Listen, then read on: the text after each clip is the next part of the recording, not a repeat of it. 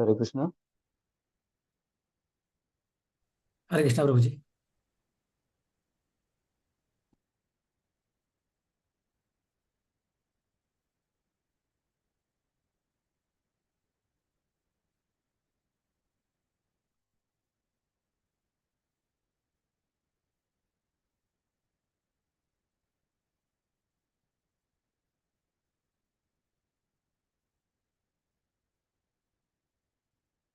Okay.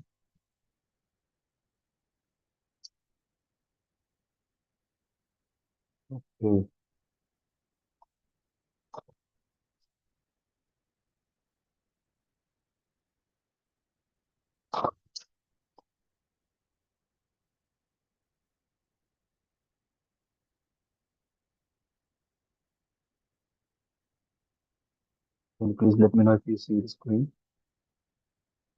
Yes, Prabhuji, you can hear the screen and also hear your voice clearly. Hare Krishna.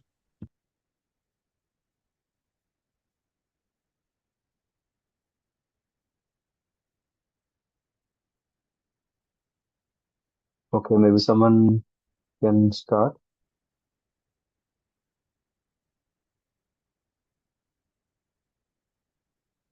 Madhuri, did you read in the past? I think so, right?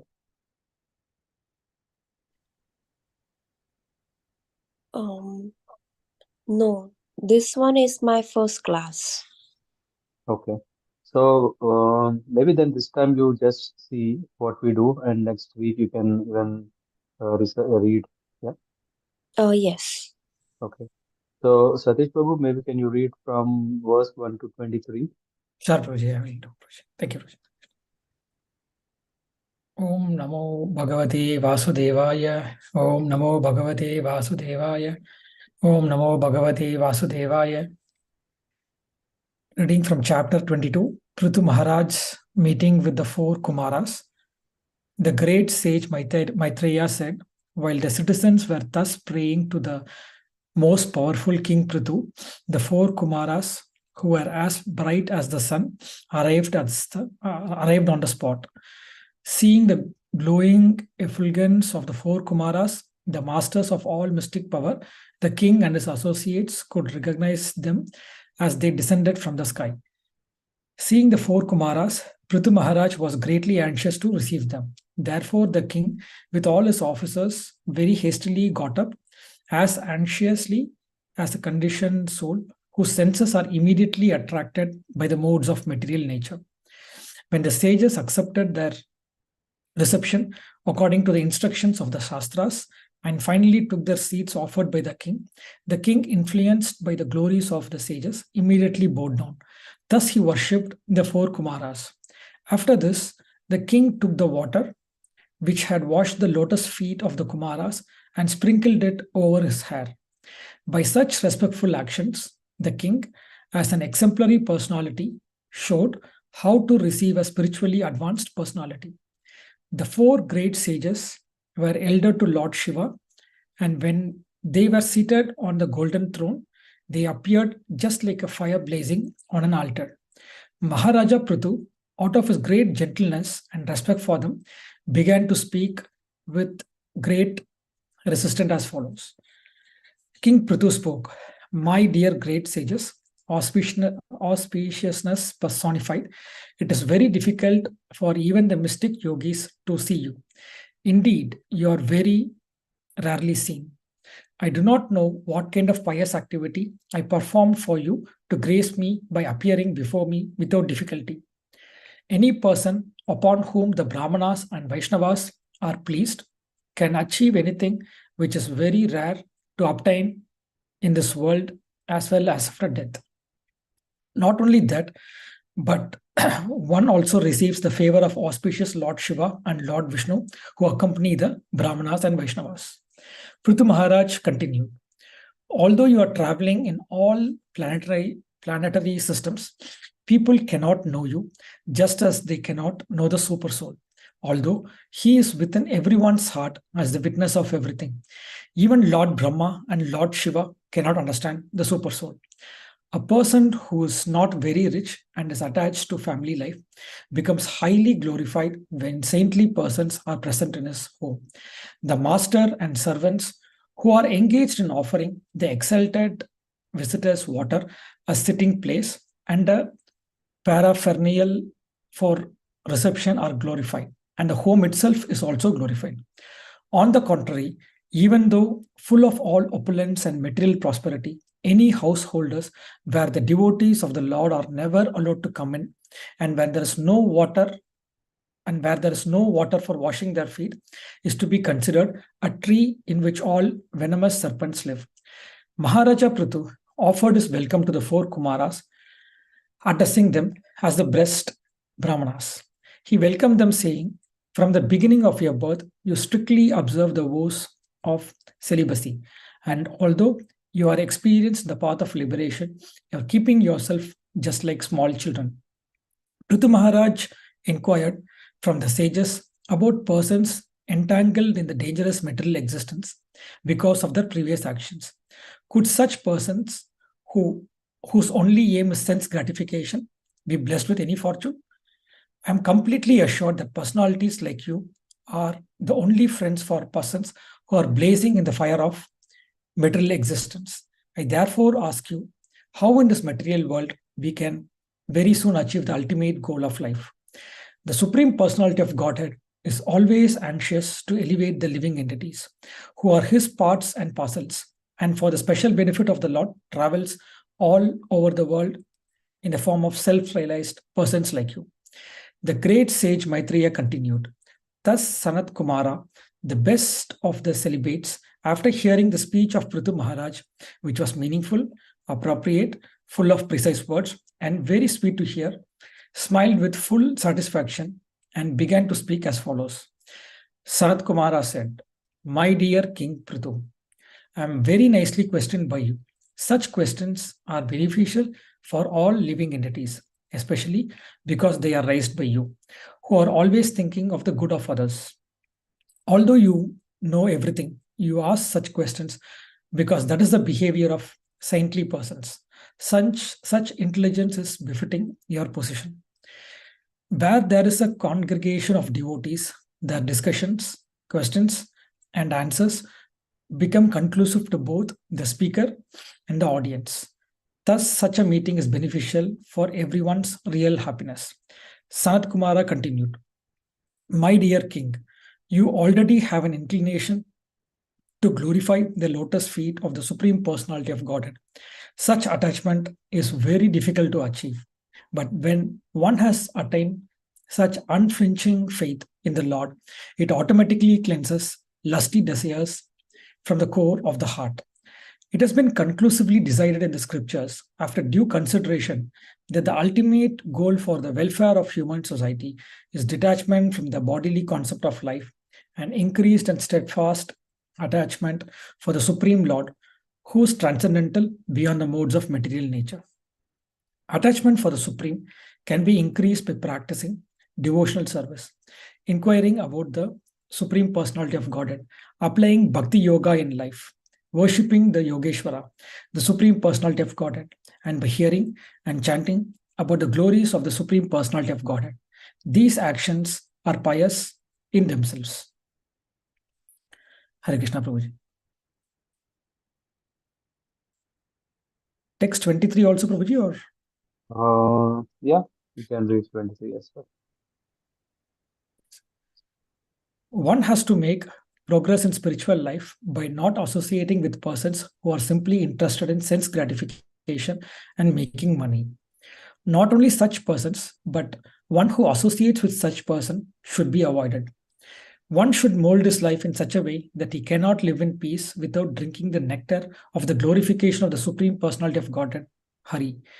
One can be thus elevated by being disgusted with the taste for sense enjoyment. Hare Krishna, Prabhuji. Thank you very much. So, how was it?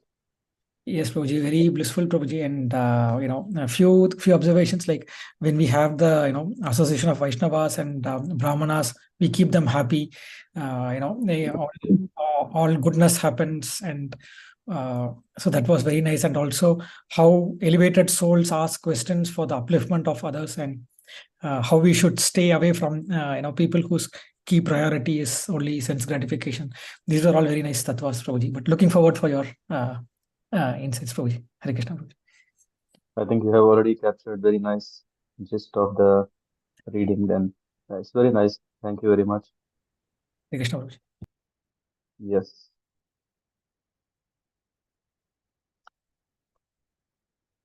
ॐ ज्ञानतिमिरान्धस्य ज्ञानञ्जनशलाकया चक्षुरुन्मिलितं येन तस्मै श्रीगुरवे नमः। श्रीचैतन्यमनोभीष्टं स्थापितं येन भूतले स्वयं रूपा तथा मह्यं ददति स्वपदान्तिकम्।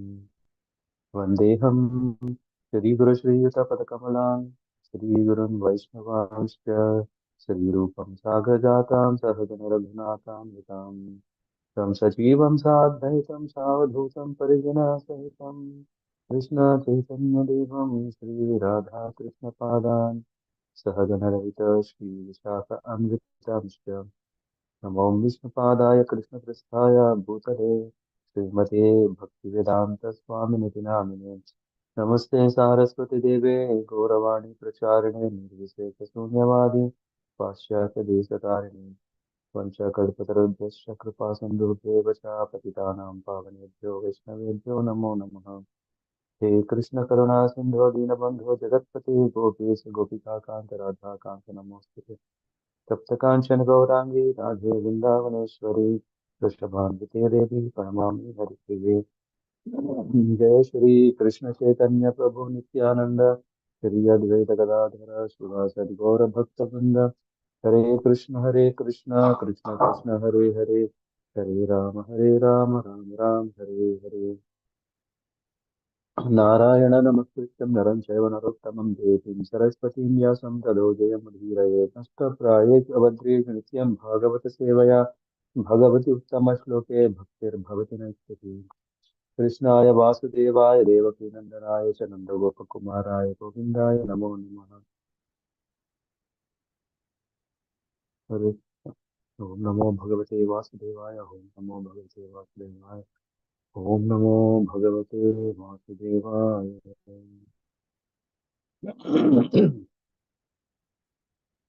So we are spending some good time in dwelling in the instructions out of Prithu Maharaj pastime, where in the chapter 21, Prithu Maharaj gave instructions to his citizens, where he was emphasizing what is important in life, where he was mentioning that karma, one has to do duty properly, and duty not on the platform of just mode of goodness, but actually one should engage in serving the Lord. Mm. There is also this Bhakti Mishra Karma philosophy that Prithu Maharaj teaches through his instructs his citizens that it's very, very important that one should exercise his duties. uh, because the reason why we are in this material world is because we have um, we have prioritized sense gratification, because we have prioritize sense gratification. Then what happened is that our focus is all about how to make more money, how to be more happy with people by engaging in sense enjoyment. So this was um, the interest, and Prithu Maharaj being the king and responsible uh, person to teach his fellows people, he has instructed how one should lead, and he was also giving very, very important tips. Mm. Sometimes we may think that, okay, is this everything that I have to go to job in the morning, do my duty, and then, yeah, then the remaining time I can enjoy. After all, I'm working hard, responsibly, then the fruit, whatever is coming, I should enjoy. Uh, whereas that can entangle us in the cycle of birth and death again and again and again. And Prithu Maharaj is saying there is a way to break out of that cycle, by engaging in devotional service. Why? By engaging in devotional service, one's mind is cleansed. Huh? Otherwise, what is happening? Bhoga. Yeah, this when one is enjoying more and more, he wants to enjoy more, and then that is entanglement, and the mind is more occupied. Dhyayato Vishayan Punsan.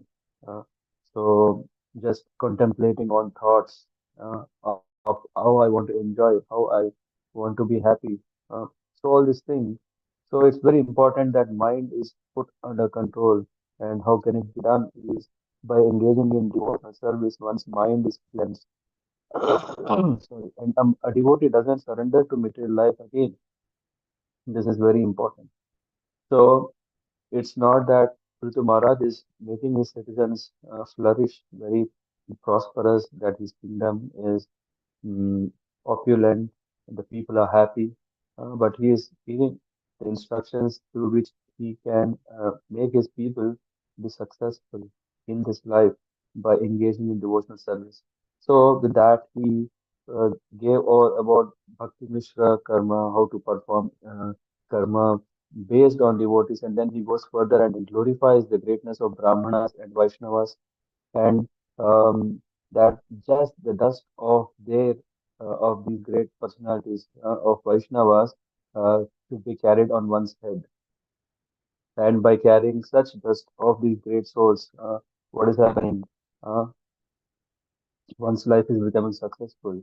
And Prithu Maharaj himself is saying that, uh, Tesham aham pada saroja renum arya vayayadi kiritam ayuhu yan nityada vibrata asu papam nasyati amum sarvaguna bhajanti. May I perpetually carry on my crown the dust of their lotus feet till the end of my life. One who does so is very soon relieved of all sinful reactions and eventually develops all good and desirable qualities. Uh, so that instructions of this king pleased the citizens very much, and they started glorifying him. They have praised him, they have congratulated him, and they have expressed how affectionate he is towards his citizens, that he is giving the instructions of deliverance. Uh, so and um, saying so, when the citizens were glorifying, then the four Kumaras entered this place.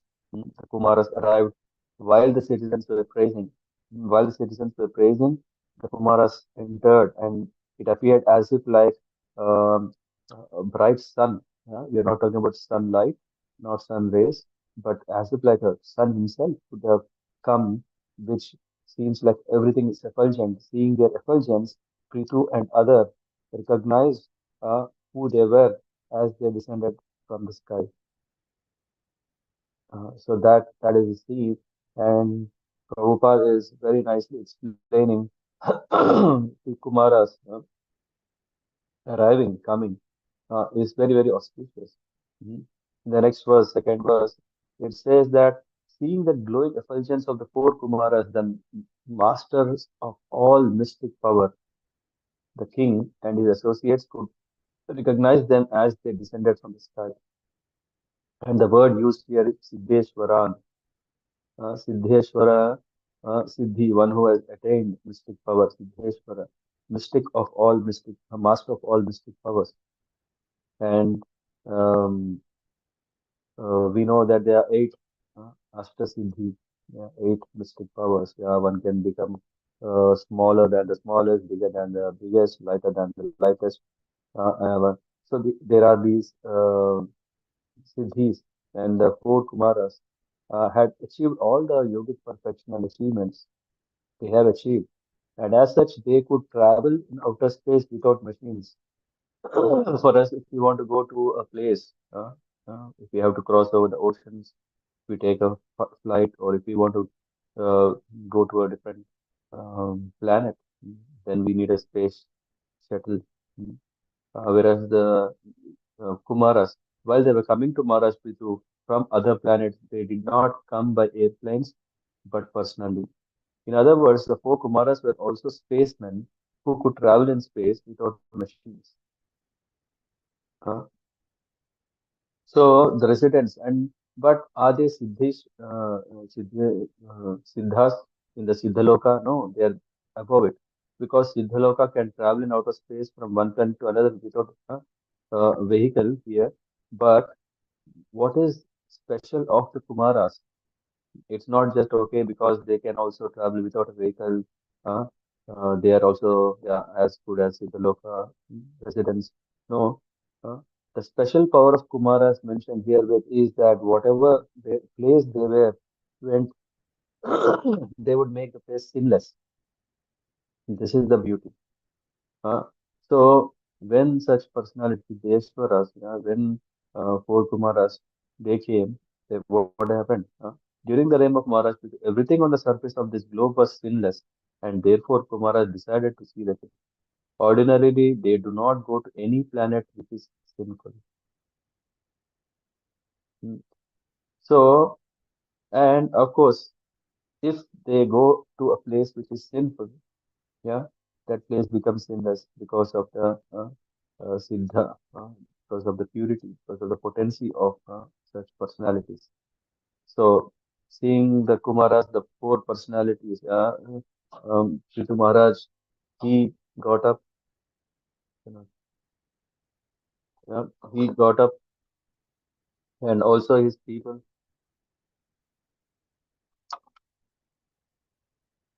So also his citizens, also his people, with all his officers, very hastily got up as anxiously as a conditioned soul whose senses are immediately attracted by the modes of material nature. The example given here is like there is a instinct, right? Whenever we see a sense object that we want, for example, we like gulab jamun, and then when we see it, immediately our senses become activated and we get more attracted. Here, Prithu Maharaj is attracted towards the saintly persons. The sadhu, as soon as the sadhus came, the king and his associates, everyone, the officers, they got up and they went immediately to welcome. Hmm. In the purport, Prabhupada is mentioning the example, Prakriti Kriyamanani Gunakarmani Sarvasaha Ahankara Vimudatma Kartaham Iti Manyate. So hmm, every conditioned soul is thinking that I am the doer, and he's doing also for what? Because of his influence by the modes of material nature, but he doesn't know that. He's thinking that he's attracted to certain types of activities which he's forced to perform. He's thinking that he's independent, but he's forced because of the influence of material nature. And Pritham Maharaj is compared to such a conditioned soul, not because he was a conditioned soul, but because he was so anxious to receive the Kumara. Hmm. Pritham Maharaj, in the same way, could not restrain himself from receiving the four Kumaras. Huh? Just like how a person, hmm, this is a very nice analogy, which is a cross analogy, where we see here a bad example, hmm, through which we can very easily understand, is used to understand the glories of a good personality. Where here it says that a conditioned soul is attracted by his senses. Now his eyes are attracted to see beautiful things, his ears are attracted to hear beautiful things, nice music, nose is attracted with aroma of nice flowers, tongue is attracted to taste nice food. Similarly, all his other senses like hands, legs, belly, genital, mind, etc., are so susceptible to the attraction of the material objects for enjoyment. Uh, this is only kind of taking people of this attraction in a downfall. Whereas then this is the example is used where Prithu Maharaj is glorified, where he is so much attached to the sadhus. And thus, not only he himself, but also his officers. This is another very important point mentioned in the purport. Not only that, Prithu Maharaj immediately got up to welcome the Kumaras, but also his officers. And Prabhupada gives the example of the birds of a feather flock together. Hmm. In this world, everyone is attracted by a person of the same category. That is what happens. Yeah. Initially, a person is alone, but then he started to look for his company. Like, for example, if someone has come to Germany, then because he's coming from um, um, so and so community or so and so state, uh, so he will start look for that kind of community, that kind of group. Why? Because there is a kind of similarity, there is a kind of category of people who have similar thoughts, similar interests. Uh, so a person is attracted in this world. Everyone is attracted to be with person who is of similar category, same category, so that he knows that okay, my life will be happy, my life will be harmonious. And of course, after they come into association. Of course, association can be very casually used here, not very strictly. Where then they say, hey, I am Gujarati, I want to become a member of Gujarat. I am Andhra, I want to become part of Andhra. I am that, I am this, I am from Maharashtra, or I am from what are these Bihar. So many. I mean, everyone wants to kind of a Bengali. Yeah, everyone they have their own groups uh, to kind of stay a sense of feeling of togetherness. But after coming, slowly they start expecting. Yeah, when we come in contact, what do we do? Is after all, the reason for coming together is to do what? To enjoy, to seek enjoyment, to squeeze some benefit from that gathering. Huh? And initially, there might be some likings. Oh, I like that person because he has this. I like that person because he does this. But afterwards, slowly, then they see that, okay, no, no, no, he's exploiting me. I will not allow it to happen. Let me also show who I am. Huh? After all, I am also intelligent. After all, I am also smart. Huh? So then what happens? The spirit of coming together, of liking whatever they thought that this is similarities to which become, there are a lot of differences, and these categories will start getting into political, and then people lose the taste. Hey, after all, why did I join? After all, why did I join into this kind of things?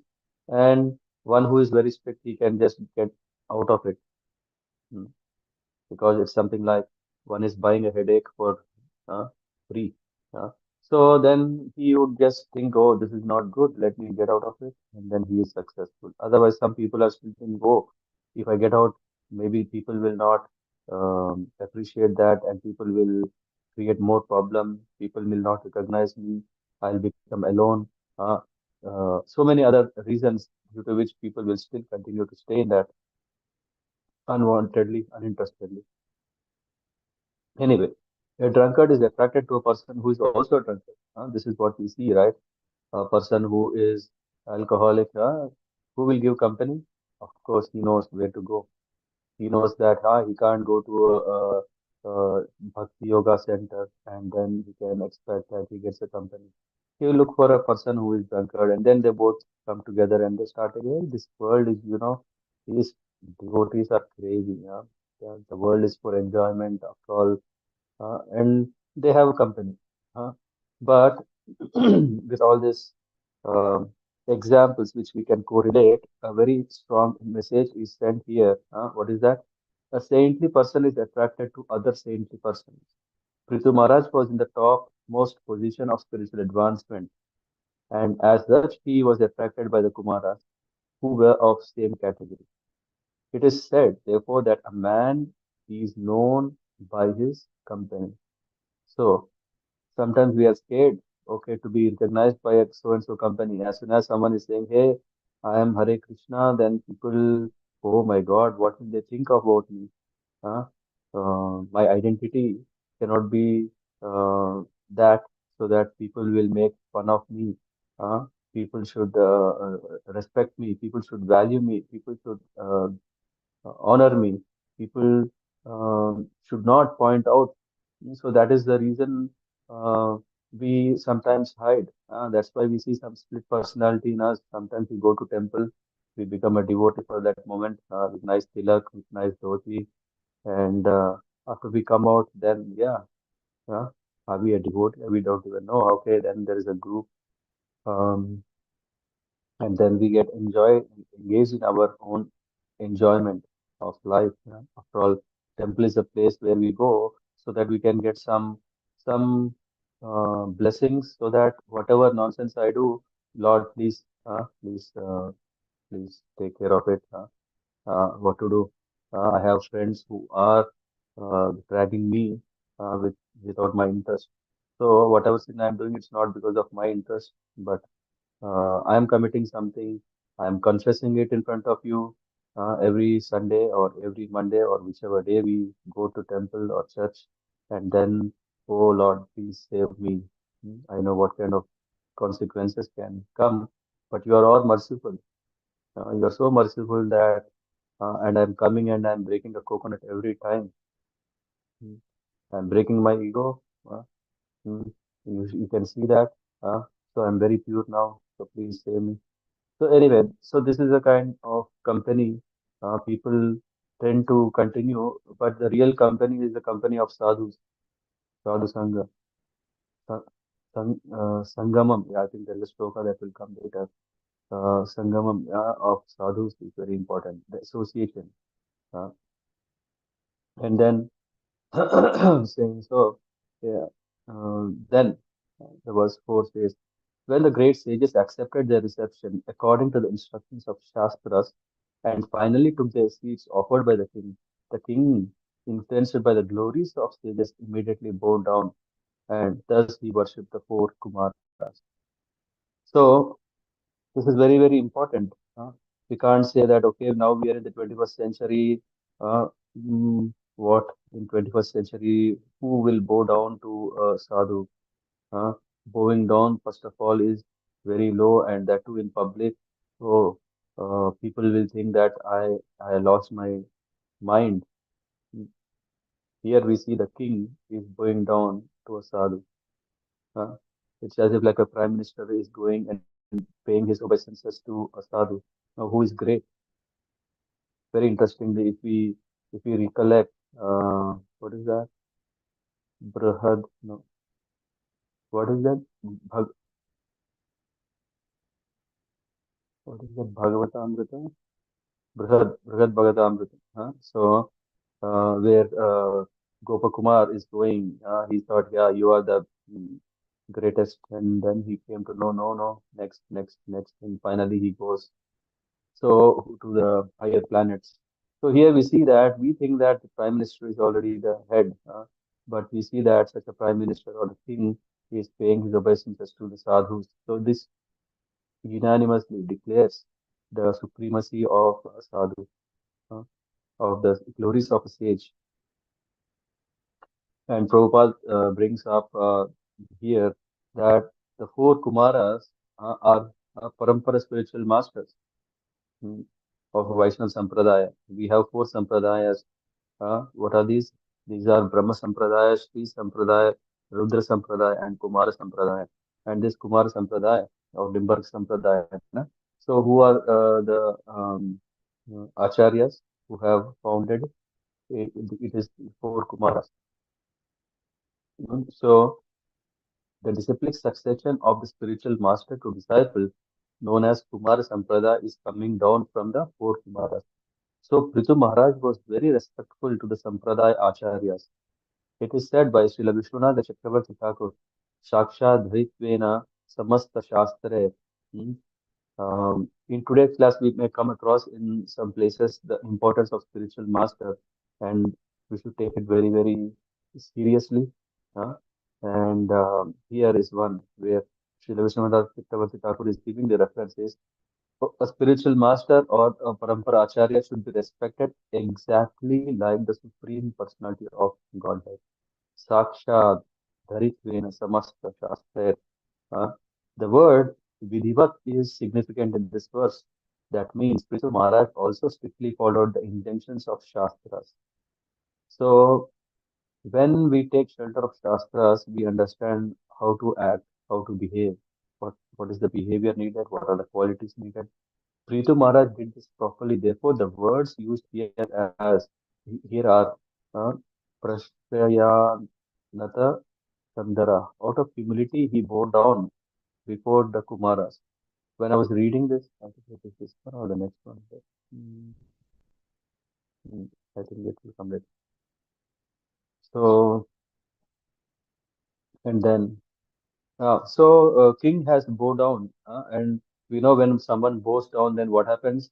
His shoulders will fall down, fall low. It's not like as if a brave person whose chest is front and then shoulders are like this, as if like, yeah, I am great. Rather, when we take a humble position, our body becomes succumb to understanding that I am nothing but a blade of grass, and then paying obeisances. And then another etiquette that is demonstrated by king is that the king took the water that which has washed the lotus feet of Kumaras, sprinkled it over his hair. By such respectful actions, the king, as an exemplary personality, showed how to receive a spiritually advanced personality. So we are coming from India. We have seen this tradition, but this is backed up by Shastras, uh, Bhagavatam, uh, which is the crescent moon of all the Shastras. Here we see that Sri Chaitanya Mahaprabhu has said, Apani Achari Prabhu Jivera Shikhaya. It is very well known that whatever Sri Chaitanya Mahaprabhu taught in his life as Acharya, he himself practiced. When he was preaching as a devotee, although he was detected by several great personalities to be incarnation of Krishna, he never agreed to be addressed as an incarnation. Rather, he said that I am just a servant of the servant of the servant of the gopis. Even though one may be an incarnation of Krishna or especially empowered by him, he should not advertise that he is an incarnation. People will automatically accept the real truth in due course of time. Prithu Maharaj was the ideal Vaishnava king. Therefore, he taught others by his personal behavior. Huh? What? How? By washing the lotus feet of the sages. The sages didn't claim that they are expansions of the Lord. Um, when a saintly person comes to one's home, it is Vedic custom first to wash his feet with water and then sprinkle this water over the heads of oneself and one's family. Prithu Maharaj did this. So, as a king, we know that one who is uh, uh, in a responsible position where people will follow him. So he should be very, very careful what he does. And Prithu Maharaj is showing exemplary behavior, exemplary teacher, and that is Acharya. So the four great sages were uh, who were elder to Lord Shiva. Hmm.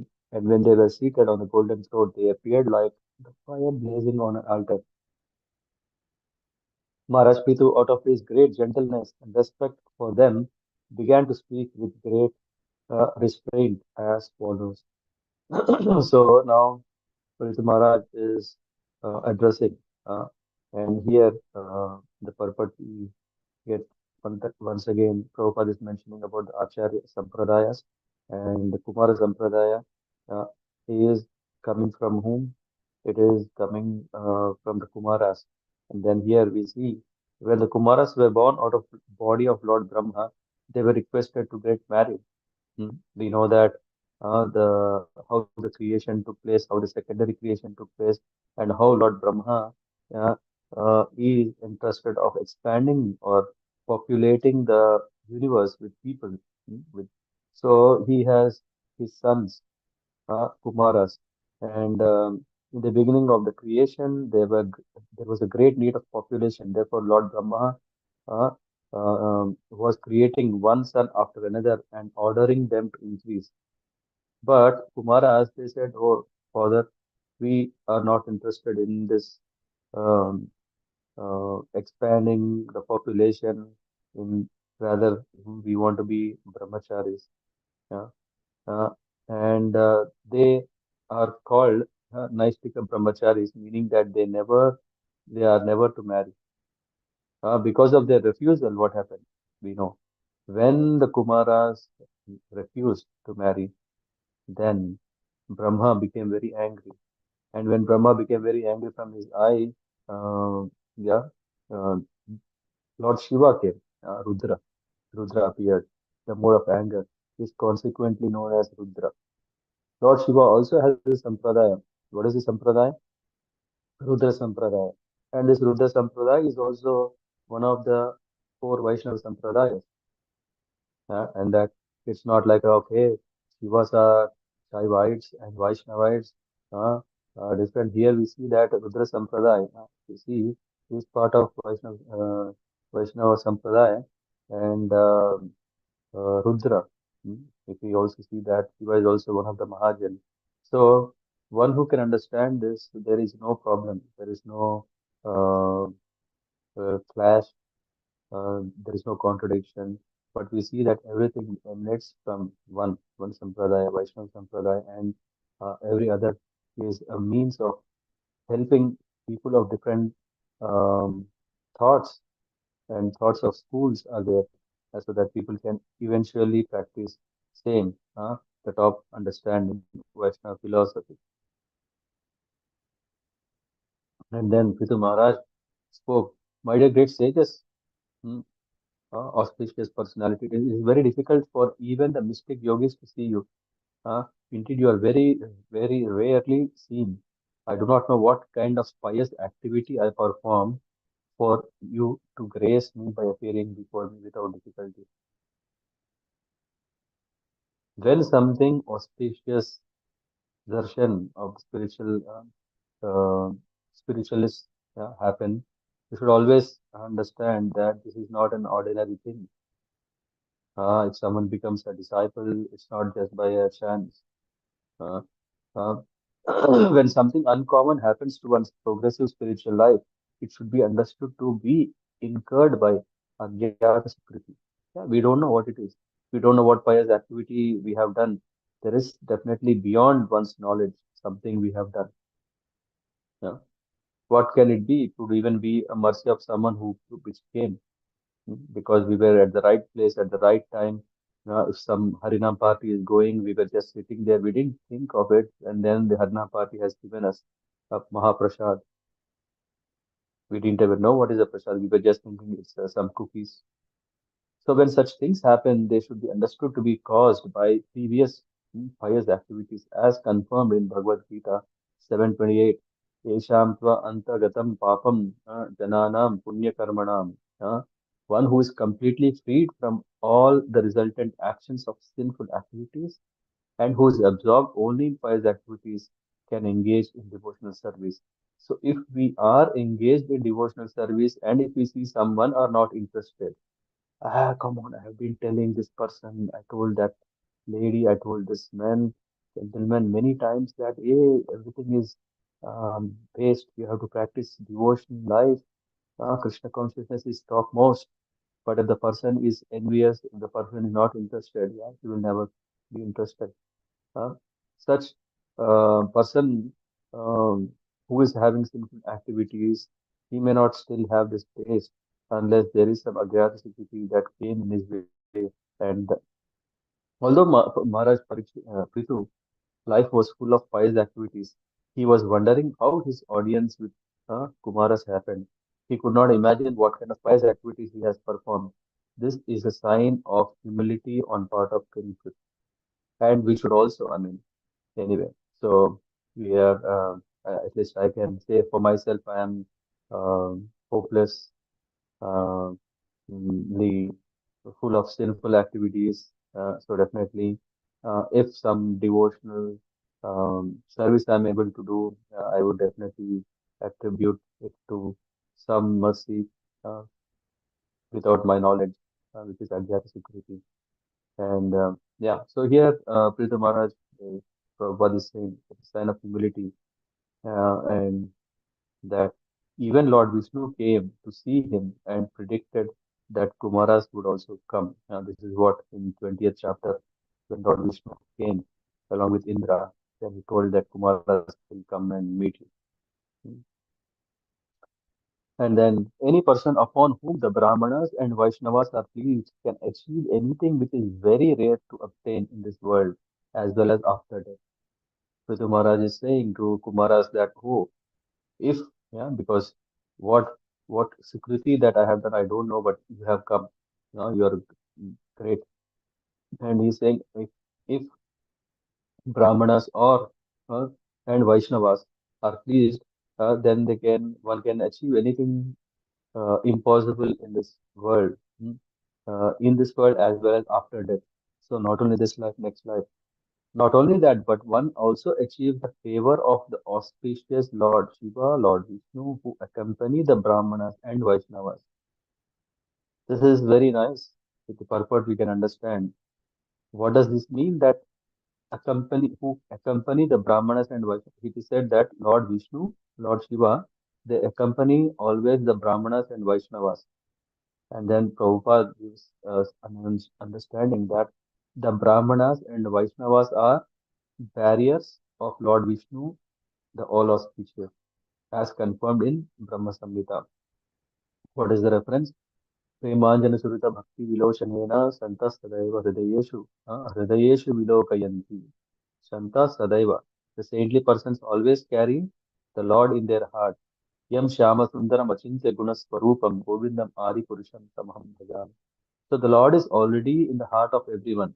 But we may say Lord is anyway there, na? Paramatma is anyway there in everyone's heart. But the Vaishnavas and Brahmanas actually perceive and see him always in ecstasy. So that is the difference. The Paramatma is anyway there. The Paramatma is there, but we cannot see, we cannot feel. Whereas here we see that um, Brahmanas and Vaishnavas, they can see because they can feel that perseverance. That's why they are called, they are carriers of Vishnu. Hmm. Wherever they go, Lord Vishnu, Lord Shiva, or devotees of Lord Vishnu are carried. So we are not only carrying the Lord in form of Lord Vishnu, Lord Shiva, but also the devotees in our heart. Why? How? When we always remember our spiritual master, he is in our heart. The four Kumaras are Brahmanas and they visited the place of Maharaj Prithu. Naturally, Lord Vishnu and his devotees were also present. Huh? When the Lord is there, Lord uh, is accompanied by his devotees. And Vaishnavas are pleased with a person. Lord Vishnu is also pleased. So, Srila Vishwanath Chakravarti Thakur, in his eighth stanzas on spiritual master, he said, Yasya prasadat bhagavat prasada. By pleasing the spiritual master, who is both Brahmana and Vaishnava, one pleases the Supreme Personality of Godhead. If the Supreme Personality of Godhead is pleased, then one has nothing more to achieve either in this world or after death. So Prithu Maharaj is continuing. He's saying, "Oh, what a fortune! I don't know what made that you have come, and you coming is a blessing that anything is achievable. Although you are traveling in all planetary systems, people cannot know you, just as they cannot know the super soul, although he is within everyone's heart as a witness of everyone. Hmm. Even Lord Brahma and Lord Shiva cannot understand the super soul. This is what Prithu Maharaj is saying. And then what is the reference? In Bhagavatam, in the beginning of Śrīmad-Bhāgavatam, what is mentioned? Muhyanti, Muhyanti yat Suraya. Uh, Muhyanti, great demigods like Lord Brahma, Lord Shiva, Indra, and Chandra are sometimes bewildered, trying to understand the Supreme Personality of Godhead. It is so happened that when Krishna was present on this planet, Lord Brahma and Indra also mistook him. And what to speak of great yogis, jnanis who conclude that absolute truth is impersonal? Uh, the demigods, they also struggle to understand. And the yogis, especially impersonalists, they cannot understand it. In the same way, great personalities and Vaishnavas like the four Kumaras are invisible to ordinary people. Although they are traveling, uh, although they are traveling all over the universe in different planetary systems, when Sanatan goes, this, still we cannot know, we cannot see him. The other reference is when Sanatan Goswami went to see Lord Chaitanya Mahaprabhu, he could not be recognized by Chandrasekhar Acharya. The conclusion is that the Supreme Personality of Godhead is situated in everyone's heart, and his pure devotees are also traveling all over the world. But those who are under the modes of material nature cannot understand the form of the Lord, the source of his cosmic manifestation, or the Vaishnava. It is therefore that one cannot see the Supreme Personality of Godhead or Vaishnava with their material eyes. One has to purify his senses and engage in service of the Lord. Then gradually one can realize who is the supreme person of Godhead and who is the Vaishnava. So sometimes, not sometimes, we often don't know what a great Vaishnava we have come across. We think that, yeah, he's an ordinary person. He has two hands, two legs, two eyes, two ears, one nose, one mouth. Yeah. So in that way, we think that a spiritual master or a sadhu or a saint or a great Vaishnava, come on, he also has body pains. We also see that, oh, he also uh, has no knowledge about, what happened in science advancement, and we think that, oh, he's ordinary. No, he is great. Here we understand that he's glorified. A person who is not very rich and is attached to family life becomes highly glorified when saintly persons are present in his home. Uh, so, a person who is not very rich, usually we think that people who are very rich are famous. Yeah, Ambani he's very rich. Come on, people are glorifying him, or so and so. Bill Gates. A person who is not very rich and is attached to the family life becomes highly glorified when saintly persons are present in his home. Where a saintly person come to his home, even if he is not rich, but he is attached to his family life, huh? Even if he is having busy life, like 8 hours a day or 10 hours a day or 12 hours a day, he's busy in maintaining his busy life. Huh? Um, but if a sadhu comes, then his home is blessed. Uh, the master and the servants who are engaged in offering the exalted visitors water, the people who are serving. It's not that a sadhu is coming and then, okay, it is, okay, it's so nice, soothing to hear. He has nice skills how to how to speak.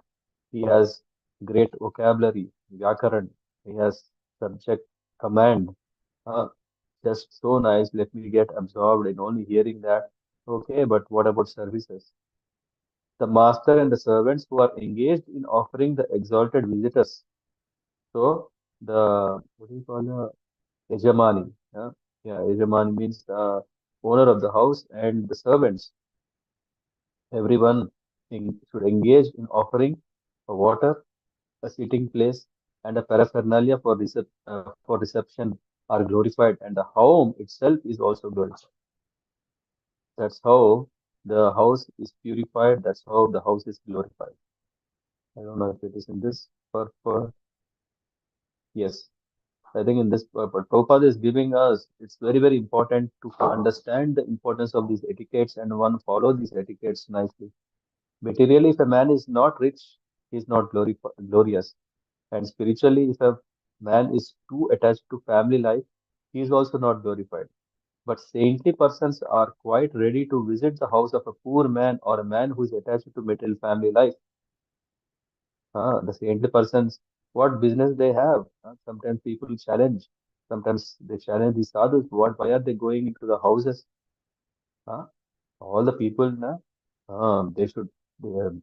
Because the life is all about material enjoyment, and it has all those TVs, it has all those refrigerators, it has all air conditioning, it has everything. Everything, nice sofa, nice couch.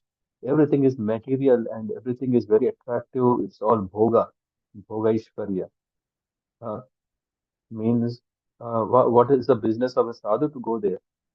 Here we see that a sadhu is going, but saintly persons are quite ready to visit the house of a poor man, even if those things are there or not, or a man who is attached to material. We may think, hey, a person who is attached to family life, what appetite he has for spiritual subject. That's why so many people they think, oh, there is no business to go and do this preaching, not no home programs. Why to do home program when a person is so much attached? What will he get? What will he I get? Hmm? But a sadhu doesn't do that. He thinks, but a saintly person visits. When this happens, what is happening? The owner of the house and his servants are glorified because they offer water for washing the feet of a saintly person, sitting places, and things to receive him. Just, I mean, mm, I don't know if I can give this example. in the initial days when Vishwambar Prabhu, yeah, they were living in a apartment. Um, yeah, it's a building of so many, and yeah, the staircase was not well maintained. The staircase, you may have seen these buildings, right? Very tall buildings with 150, 200 people living, and yeah. So anyway, so when His Holiness Bhakti Bhushan Maharaj, uh, he accepted, yeah, he came as a guest. He was invited, and Bhakti Bhushan Maharaj, when he came, the whole uh, yeah, the staircase was well maintained, cleaned thoroughly. At least the two floors or the first floor where they lived was very nicely cleaned. And then it was a shock for people around. See, hey, why is such a special recipient uh, reception for the saintly person? And there was a nice program, and it happened not just once. Uh, it's not that Maharaj saw this, hey, this is a dirty place, not well maintained.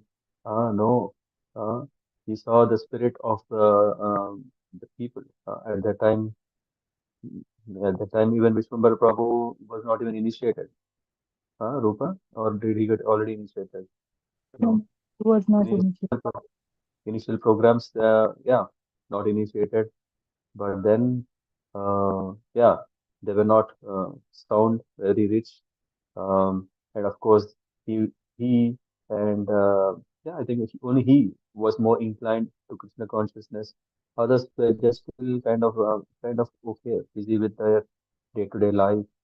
But Bhakti Bhushan Maharaj came, then everyone came, they did program, and see what a big transformation. The whole family is wonderful devotees, always eager to render service in the temple. How? It's all happening because when a saintly person visits home, hmm, then everything changes for good. Yeah. So here we see that. So, but saintly persons are quite ready to visit the home of a poor man or a man who is attached to materialistic family life. When this happens, the owner of the house, Vishnuvar Prabhu, and his servants, who are his servants, his expansions in the form of sons, daughter-in-law, kids, everyone are glorified because they offer water for washing the feet of the saintly person sitting place and other things to receive him. The conclusion is that if a saintly person goes to the house of even an unimportant man, such a person becomes glorious by his blessings. It is therefore the Vedic system that a householder invites a saintly person in his home to receive his blessing. This system is still current in India, and therefore saintly persons wherever they go are hosted by the householders, who in turn get an opportunity to receive transcendental knowledge.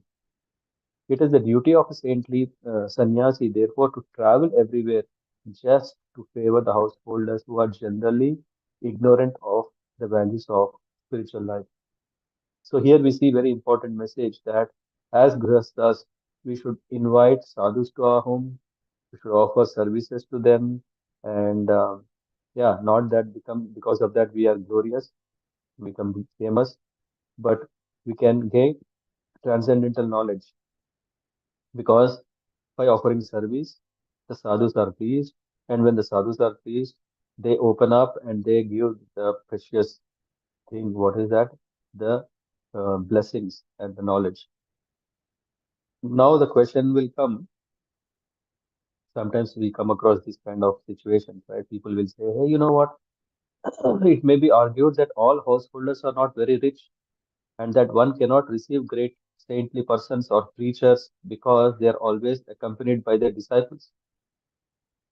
Oh, if only um, if it is about only calling a Swami or a Maharaj, that is okay because if it is only one person, okay, I can manage, I can clean the house, cook for him, attend to him very easily. Well, but the saintly persons are not alone, right? They have their servants, they have their followers, they have their disciples. What to do now? Sometimes people may say, if a householder is to receive a saintly person, he has to receive his entourage also. The Shastras are not saying that, okay, you can become, it's okay. No. If a householder is introduced, it is said in Shastras that Durvasa Muni was accompanied, always accompanied by 60,000 disciples. And that if there was a little discrepancy in their reception, he would become very angry and would sometimes curse the host. The fact is that every householder, regardless of position or economic condition, can at least now very carefully let's take how is it still possible to host sadhus? Huh? The first thing is can at least receive saintly guests with great devotion and offer them drinking water. For drinking water is always available. Water is always there, right? Okay. Hmm. In India, still it is there. In India, the custom is that even an ordinary person is offered a glass of water if he suddenly visits, and one cannot offer him food stuff, but at least they give him water. If there is no water, then one can offer a sitting place, even if it was on straw mat. And if one has no straw mat, he can immediately cleanse the ground and ask the guest to sit there. Supposing that a householder cannot even do that, then with folded hands, he can simply receive the guest saying, Welcome. And if he cannot do that, then he should feel very sorry for his poor condition and shed tears and simply offer obeisances with his whole family, wife, and children. In this way, he can satisfy any guest if the guest is a saintly person or a king. Okay. Now, but then very uh, strong uh, thing here it mentioned that what if you don't welcome? Hmm?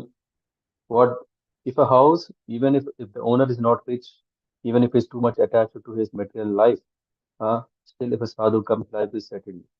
That's what we see. But on the contrary, uh, Vyalaya, uh, Druma, why? Deshva. Uh, so, but Vyala, we know that a serpent, venomous, very poisonous serpent, even though full of opulence and material prosperity, any householder's house where the devotees of the Lord are never allowed to come in and where there is no water for washing their feet is to be considered a tree in which all venomous snakes live or serpents live. What does this mean? Huh? It's not a fitful place. Can we stay in a house which is filled with snakes? Uh, just here, a tree is uh,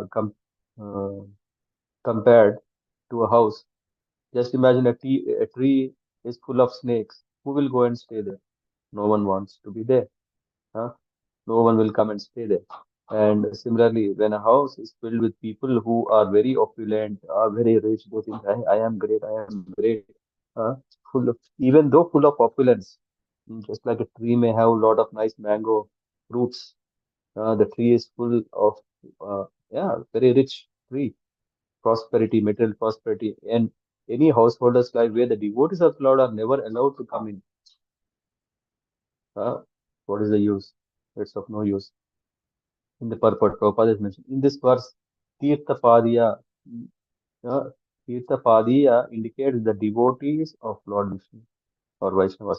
As far as Brahmanas are concerned, in the previous verse already it is mentioned, the mode of reception has been already described. How to receive a Brahmana, uh, a saintly person is like that. And here exclusively it is mentioned that if a devotee doesn't, if he's if he is not invited, if he doesn't come in, that house is not fit for living. Now, in this verse, special stress is given to the Vaishnavas. Generally, the sannyasis. There are two kinds of sannyasis. One is Ekadandi and second one is Tridandi.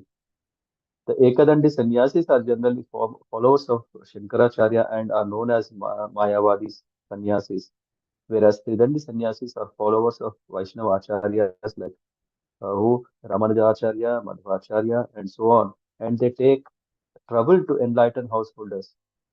Ekadandi sannyasis can be situated on the platform of pure Brahman because they are aware that the spirit soul is different from the body, but they are mainly impersonalists. The Vaishnavas know that absolute truth is Supreme Lord and that the Brahman effulgence is based on the Supreme Lord. So Vaishnavas understand that it is not just the Brahman effulgence is everything, but it is actually based on the Supreme Lord. Hmm. As confirmed in Bhagavad Gita, Brahmano hi pratishtaham, the conclusion is that Tirtha Padiya refers to Vaishnavas. Another reference is Tirthi Kurvanti Tirthani. Wherever he goes, a Vaishnava immediately makes that place a Tirtha, a place of pilgrimage. The sannyasis travel all over the world to make every place a place of pilgrimage by the touch of their lotus feet. This is very nice. I'm, uh, I don't know. I can once again say the Vaishnava sannyasis travel all over the world to make every place a place of pilgrimage by the touch of their lotus feet. Isn't it amazing? You think that, okay, it is so nice that Krishna in Vrindavan, in Mathura, in Dwaraka, in Puri, so many Tirthasthan are there, and we go there and uh, take shelter and get spiritually surcharged, spiritually empowered, so to say. We are getting the blessings, we are getting the mercy. Uh, but then there are these Vaishnava sannyasis who are traveling around the world. What is happening because of their touch of the lotus feet in those places? For example, Srila Prabhupada, when he came to US, he has established so many temples. So all these temples are also a place of pilgrimage because it is touched by uh, exalted Vaishnavas. Example given here is, it is mentioned here that any house which does not receive a Vaishnava in the manner already explained in the previous verse is considered residential quarters of venomous, venomous serpents. It is said that around a sandalwood tree, which is very valuable tree, there is a venomous snake, serpent. Sandalwood is very cold, and venomous serpents, because of their poisonous teeth, are always very warm, and they take shelter of the sandalwood tree to become cooler. Similarly, there are many rich men who keep watchdogs or doormen and put up signs that say, "Do not enter, trespassers are not allowed, beware of dog," etc. Sometimes in Western countries, a trespasser is even shot, and there is no crime in such shooting because they say, "Hey, he's a trespasser, let me kill him." So, uh, Prabhupada is referring to Chanakya Pandit saying that there are two kinds of envious beings. One is the serpent, and one is the envious person. And it is said that there is a mantra, or there is one can and some herbs through which snake poison can be removed, but the envious person, he cannot be subdued. So we have to be very careful with whom we are. So Maharaj Prithu offered his welcome to the Kumaras, addressing them at the best as the best of the Brahmanas. He welcomed them, saying, "From the beginning of your birth, you strictly observe the vows of celibacy. And although you are experienced in the path of liberation, you are keeping yourself just like small children."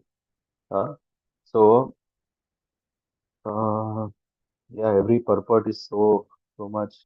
I don't know what was are we still. Well, okay, halfway. So, the specific importance of Kumaras is that they were brahmacharis, and not only they were brahmacharis, they always kept their age uh, of 5 or 6 years old. Huh? Yeah, because the Kumaras therefore purposefully remain the children, because in child's life the senses are never disturbed by sex. This is the significance of life of Kumaras, as Maharaj Sartritu has addressed them as the best of Brahmanas. Not only were Kumaras born of the best Brahmana, we know Kumaras are sons of Brahma, who is also best Brahman, but they are addressed here as Dvija Shrestha, the best of the Brahmanas, on the account of their being Vaishnavas also. They have their Sampradaya, disciplic succession, And even today, the Sampradaya is being maintained and is known as Nimbarka Sampradaya. Out of four Sampradayas of Vaishnava Acharyas, Nimbarka Sampradaya is one.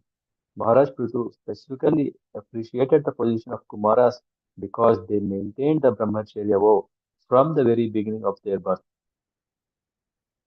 Uh, so, in that way, he is called Vaishnava Shrestha. In other words, everyone should offer respect to a Vaishnava without considering his source of birth.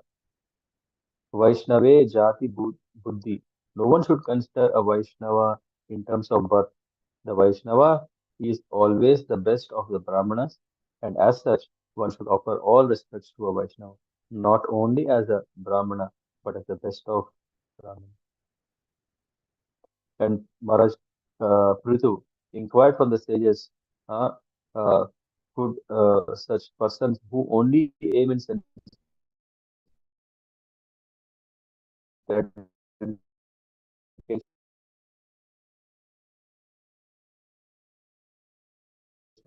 be blessed? He said from the sages about the persons entangled in the material existence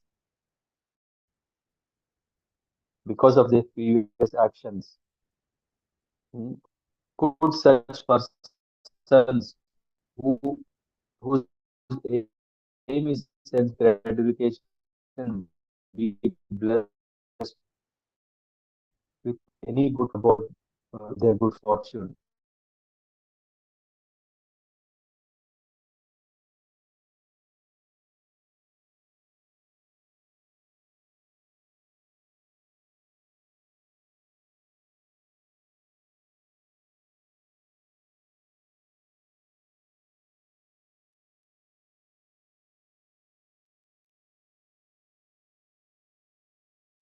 Hare Krishna. Can you hear me?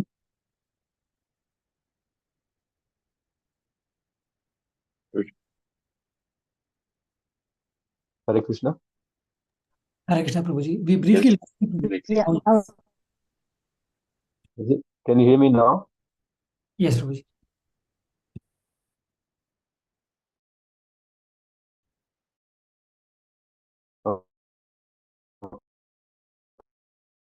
Okay.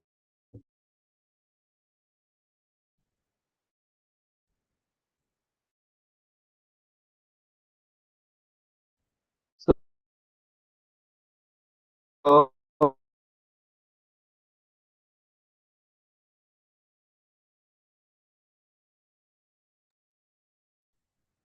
Again lost it. I was just mentioning what Prithvi Maharaj is going to give will help all his people and everyone. Say again, what happened? Can I proceed?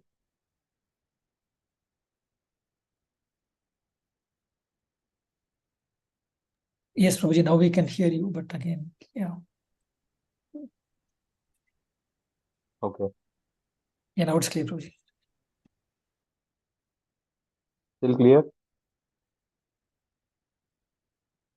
Yes, Prabhuji. Now it's clear. I think there is some lag. Okay. So, Prithvi Maharaj did not ask the Kumaras about their good fortune. Hmm? Since they are always engaged on the path of liberation, there was no question of ill fortune for them. Hmm? And in other words, Brahmanas are always fortunate. The question was asked by Prithu Maharaj. What was the question? The question is hmm, about the persons entangled in their dangerous material existence because of their previous actions.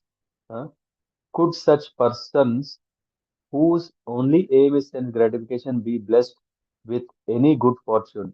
He is telling himself that, hey, I am such a fallen. But how a good fortune arise? He is just saying, hey, I'm I am such a sinful person. But see how a good fortune arise. He is just inquiring himself. Uh, the question was asked by Prithu for his own sake, since he was in the position of Grihastha and in charge of royal authority.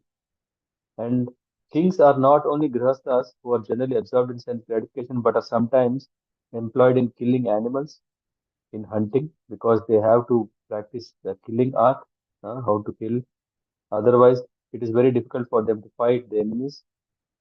Such things are not auspicious. Uh, what are the four kinds of inauspicious things? What are the four kinds of sinful activities? Uh, Associating with women for illicit sex, eating meat, intoxication, and gambling. These are four. And Kshatriyas are allowed all these four. Hmm. For political reasons, sometimes they have to take their these sinful activities. Examples given is Kshatriyas do not refrain from gambling because for political reason. And one example is Pandavas when Duryodhan was challenging Dharmaraj. Yeah, he he didn't refrain from it. Hmm. When Pandavas were challenged by the opposite party, Duryodhan, to gamble and risk their kingdom, they could not refrain, and by that gambling, they lost their kingdom, and their wife was insulted. Similarly, Kshatriyas cannot refrain from fighting if challenged by the opposite party. Therefore, Prithu Maharaj, taking consideration of all these facts, inquired that whether there was any auspicious thing that he did. Huh? Grihastha life is inauspicious because Grihastha means consciousness for sense gratification. And as soon as there is sense gratification, one's position is always full of dangers. So, anyway, so he is putting himself, he's inquiring from the Kumaras about the fallen conditioned souls who are rotting in the material world for whatever they have done. Is there, but Vaishnavas, as we see Vaishnava sannyasis, they are traveling to help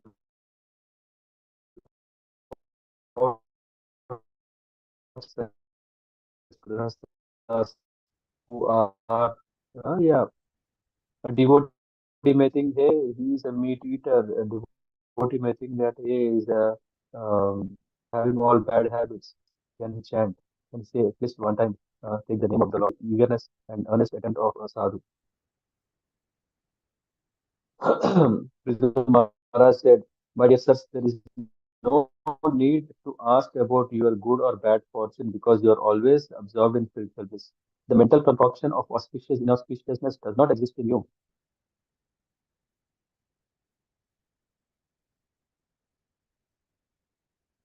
In this material world, the auspicious and inauspicious are simply mental concoctions. So the conclusion is that for those who are always engaged in the devotional service of does not arise. Prithu Maharaj is therefore asking about auspiciousness, but for his own sake. And then I am completely assured that personalities like you are the only friends or persons who are blazing in fire of material existence. In this material world, we can very soon achieve the ultimate goal of life. So when the sadhus come, we don't waste time, but we really ask questions for our benefit. And Purport Prabhupada says, this is the verse number, sorry, I was not mentioned in the text number 15. So those who are too much go to ask anything for their personal benefit. It is the fact that saintly persons go to materialistic auspiciousness. Maharaj Prithu was assured of this fact. Therefore, instead of wasting time by asking Kumara about this, he preferred to inquire from them whether he can soon be relieved from the danger. Dushanale Judaite na Kaino are burning, but we cannot find any way out of it. So We are always doing tapasya, right? Austerity. We are always doing tapasya. The materialistic person can also be called tapasvi, which means one who is always suffering from material pangs. Uh, if one is suffering, then only he does the tapasya, right? So that he can get rid of it. So every materialistic person is also can be called as tapasvi. One can get rid of all these material pains only when he takes shelter of chanting of the Hare Krishna mantra. This is explained by Narottam Das Thakur. Golokera prema dhana harinama sankirtana tatina janmila kena kaya. Uh, Narottam Das Thakur regretted that he did not pursue his attraction for the transcendental vibration of Hare Krishna mantra.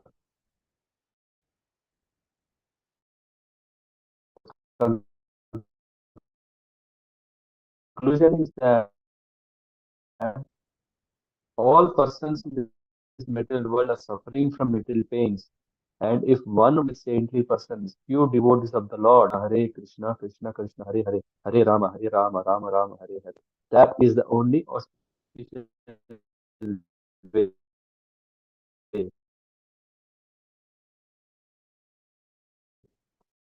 for materialistic persons. The living entities who are his part and parcels, and for their form of self-realized persons like you, here is referring to the Kumaras. And yeah, yes, yeah.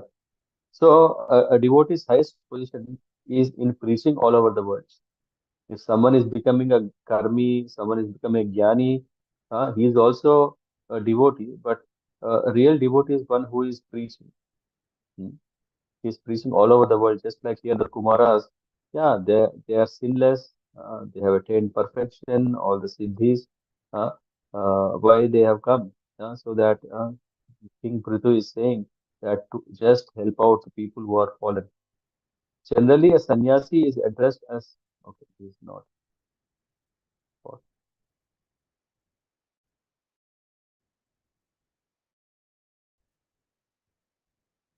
So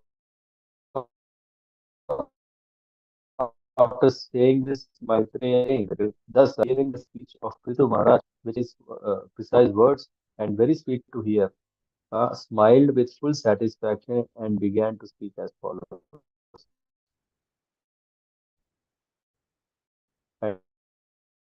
And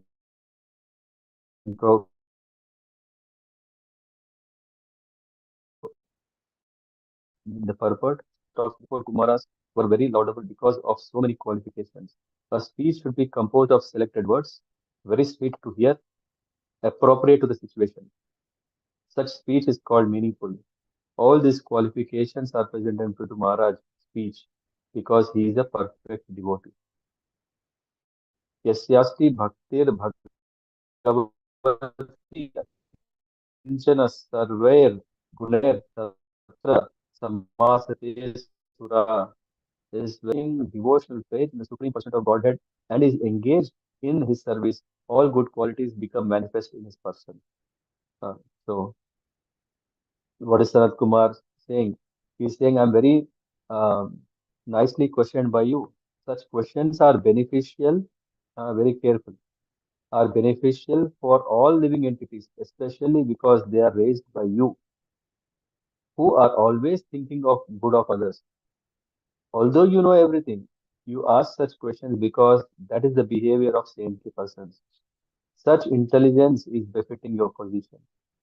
So, if a person is becoming a leader, if a person is becoming um a prominent person, uh, still he should be very humble and in a position to ask questions, appropriate questions, and benefit from them because no one is perfect, no one has attained highest position. There is always learning, there is always improvement, there is always transfer. Prithu Maharaj is glorified. Uh, the examples given in the purport is Prabhupada gives uh, Arjuna he knows everything. Questions from exalted persons put before the supreme people. Therefore, sometimes great personalities put themselves in that position, as if like they are suffering, as if like that they are unqualified, as if like they are attached to material life, like here Prithu Maharaj. But they are asking because they are always thinking of the benefit of others. Sangama Amsha Samata Yat Samhashana Samprashna Sarvesham Vitotisam. This is the verse if you want to remember. Sangama. Sangha means association, Sangama. When such as people gather together. And then there is Khalu, Sadhu, of the devotees association come together. Then their discussions, their questions, and answers become conclusive to both the speaker and the audience. Thus, such a meeting is beneficial for everyone's real happiness. So, Sanat Kumar is saying that your questions are so befitting, not only that benefits you and your people, but also benefits me as a speaker.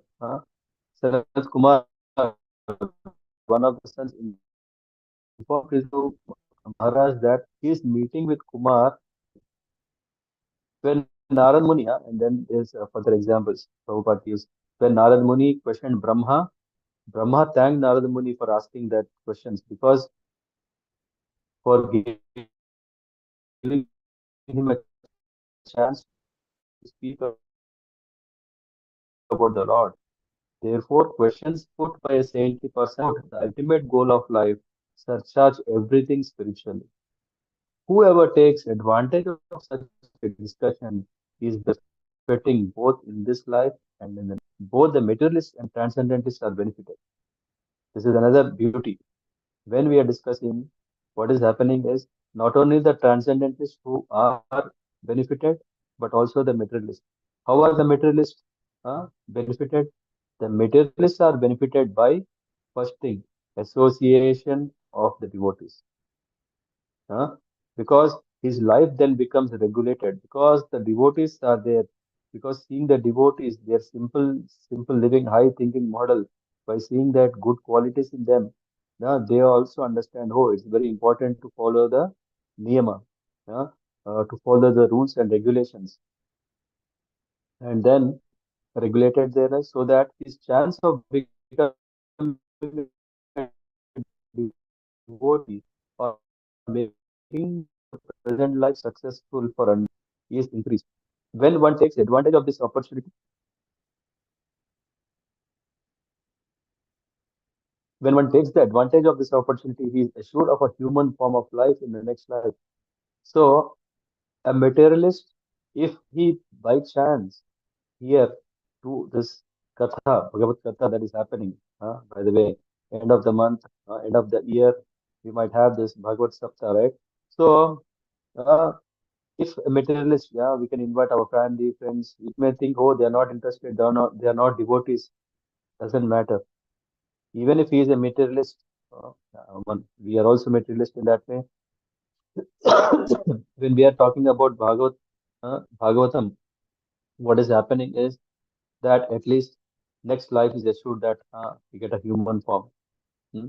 Or he may be liberated completely and go back to Godhead. Who knows? Uh, uh, he he is just at the last turn of his spiritual success.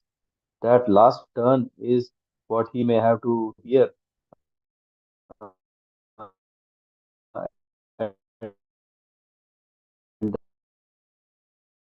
and he practices bhakti so precisely that time he becomes liberated or goes. He participates in a discussion of devotees. He is both materially and spiritually benefited. The speaker and the audience are both benefited. The karmis and jnanis are benefited. The discussion of spiritual matters among devotees is beneficial for everyone without exception. Consequently, Kumaras admitted that not only were also benefited. Sanat Kumar continued. you already have an inclination to glorify the lotus feet of the Lord. Such attachment is very difficult to achieve, but when one has attained such unflinching faith in the Lord, it automatically cleanses lusty desires from the core of the heart. So Sanat Kumar is giving us a tip. How can we clean our heart? Hmm? He is Prabhupada mentions in the purport. Tatam prasangan mama virya samvido bhavanti karna rasayana katha. What is that? The katha. Sajoshanad asva apavargavatmani Siddharatir Bhakti Anukrami Yati. By association with devotees, what is happening? Dirty things within the heart are gradually washed away by the grace of the Lord. As silver becomes shiny by being polished, the heart of the materialistic person is cleansed of lusty desire by good association. Satam prasangat mama virya samvido. What is happening in the good association? The connection with this material enjoyment, nor with lusty desire. He is simply imagining or dreaming while asleep. But the association of devotees, what is happening? He is awakened, and immediately the spirit soul is situated in position that he is a servant of the Lord. So, uh, it is very clearly mentioned here that it's not by karma, jnana, karma, and yoga. No one will succeed in driving away the contamination from heart. But once a person takes to the shelter of the lotus feet of the Lord by devotional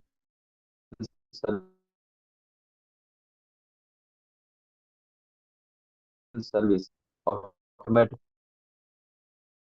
all dirty things in the heart are removed without difficulty. Hmm. It has been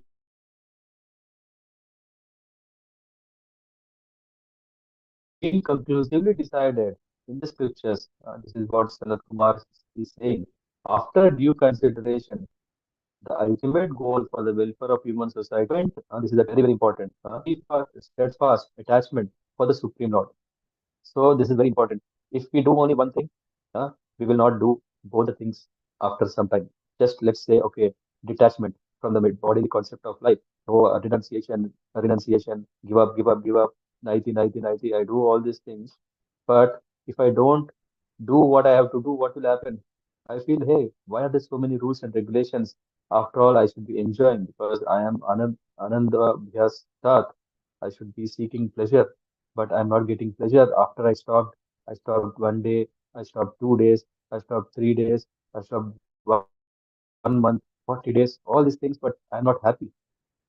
And then why is this happening? This is happening because we didn't do the second part. What is that? Increase our steadiness and fast attachment for the Supreme Lord. What we should do if we stop bad things, we should also engage in good thing. What is that? Engage in the devotional service. Or let's say, okay, I am just engaging in devotional service. I'm not, I'm still doing all bad things. What is going to happen? One fine day, one fine day, huh, we may increase our taste for bad things. And when the taste increases, we forget what is that we have to do. So we should be very careful that we should do both. That's why when remember Krishna, never forget him. Is that what we say? Huh? Omkareshwar Prabhu? Remember Krishna, never forget him, or the other? Yeah, but both needs to be done.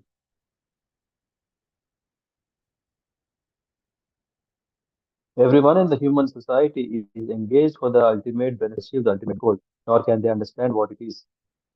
So otherwise, uh, yeah, athada Brahma Jigyasa.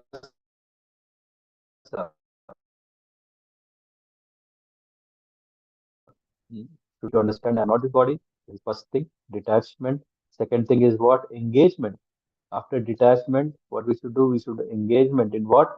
Shravanam, Kirtanam, Vishnu Smaranam, as Prahlad Maharaj gave. Huh? To increase attachment for Brahman means to engage in devotional service. That is the only way of detachment from the materialistic life and is explained in Bhagavad Gita 259. Param drishtva nivartate.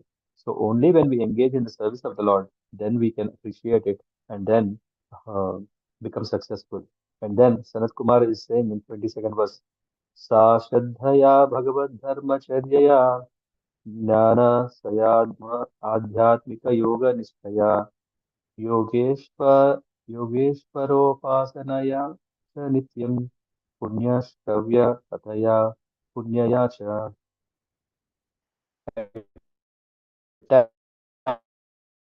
attachment for the supreme service, inquiring about the supreme personality of Godhead.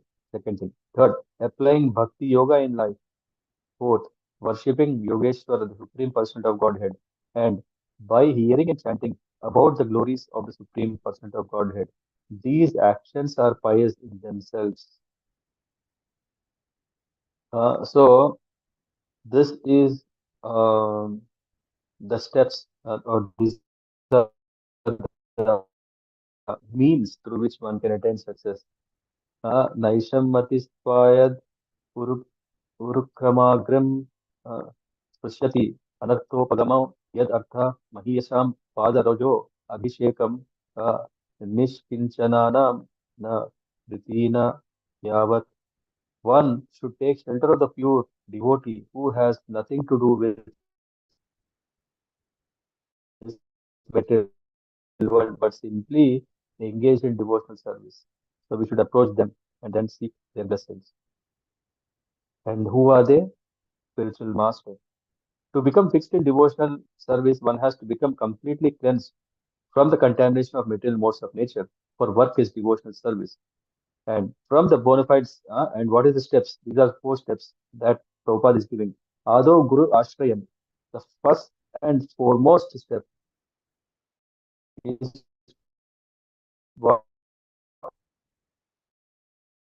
one should accept bona fide spiritual master.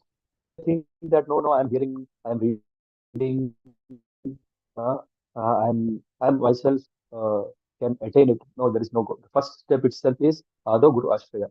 Hmm. And from bona fide spiritual master, what is next? Inquire about one's transcendental occupational duty, Sadharma Pratsha. And then what what is the purpose of Guru? It is not a social status. It is not, oh, I should have a Guru, I have it. Uh, what is the next thing one should do is Sadharma Pratsha. One should ask what is the right, what are the duties. And third step is follow in the footsteps of great saintly persons, devotees. Sadhu Marga Anugamanam. Uh, these are the instructions given in Bhakti Rasamrita Sindhu by Rupa Goswami. The conclusion is that to increase attachment for the Supreme Personality of Godhead, one has to accept a bona fide spiritual master and learn from him the methods of devotion service and hear from him about the transcendental message and glorification of the Lord. In this way, one has to increase his conviction about devotional service. Then it will the Supreme Personality of Godhead. And we conclude with the last verse. One has to make progress in spiritual life by how? By not associating with persons who are simply interested in sense gratification. What is that mentioned here? Arthendriyarama sagosti atrasnaya tat sammatanam अपरिग्रहेण च विविक्त रुच्या परितोष आत्मनि विना हरेर guna piyusha panat. It says that one can be thus elevated by being disgusted by the taste of sense enjoyment. So what he should do? One has to make progress by not associating with persons who are simply enjoying sense gratification and making money. Not only such persons, but one who associates with such persons should be avoided. So if someone is coming, he is poor, but he's always telling about that great person who is very rich. We should understand that he's already infected. Huh? We should be very careful. One live in peace without drinking the nectar of glorification of the Supreme Personality. Piyusha Pana. So that is the secret. Hmm. In the material world, everyone is interested in money and sense gratification. The only objective is to earn as much money as possible and utilize it for for satisfaction of senses. Sri Sukadeva Goswami thus described the activities very nicely. He described what is that? Nidraya Hritaye Naktam Vyavayena Cha Va Vayah Diva Charthehaya Rajan Kutumba Bharanena Va. What it says is this is a typical example of materialistic person. What is that? Nidraya Priyate Naktam. At night, they waste their time by sleeping more than 6 hours or by wasting time in sex indulgence. This is their occupation at night. And what they will do at morning? And in the morning, they go to their office or business place just to earn money.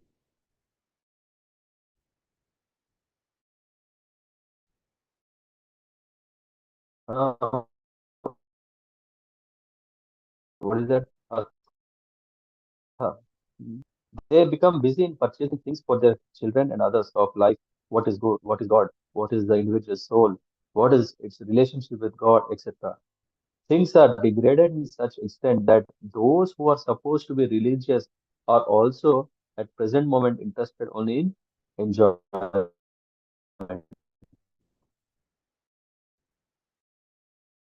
And in Kali Yuga, we want to be saying, hey, highest. They should also not accept objectives of material persons, namely money and self gratification. Therefore, it is said, Bhakti, Pareshanubhavo Viraktir Anyatra. Uh, to advance in devotional service, one should be uninterested in materialistic way of life. Uh, we must have engagements. Sometimes it is found that a person interested in spiritual advancement give up the company of materialistic society and goes to a secluded place as recommended by yogis. But that will also not help a person in spiritual advancement. For in many instances, such yogis also fall down. As far as jnanis, yogis fail. As far as jnanis are concerned, generally they fall down without taking shelter of the lotus feet of the Lord.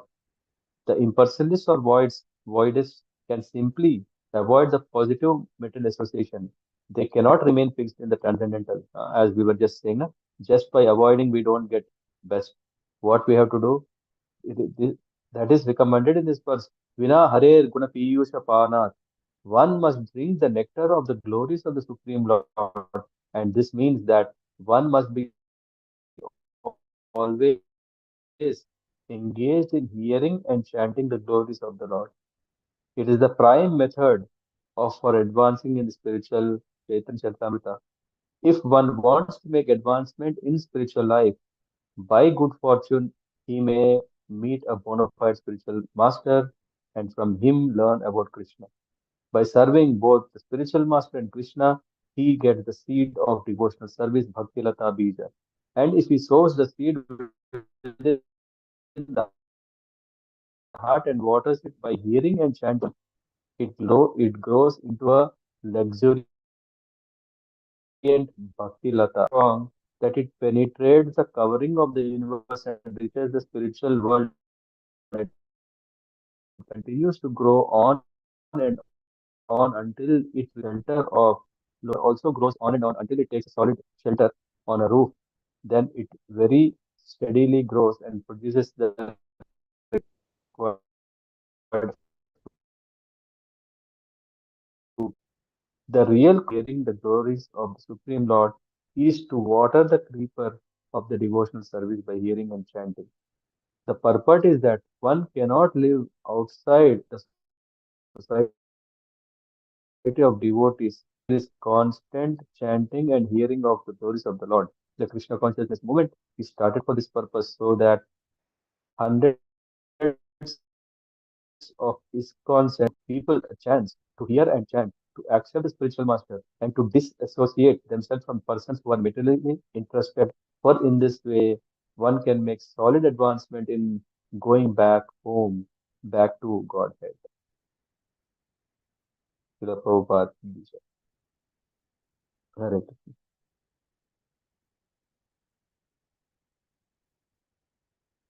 Hare Krishna. So I was to stop here. It was a break again. I don't know. In winter, that's not so stable. So thank you very much for joining. Anyone want to share thoughts, comments? What did you pick up? Are there any questions?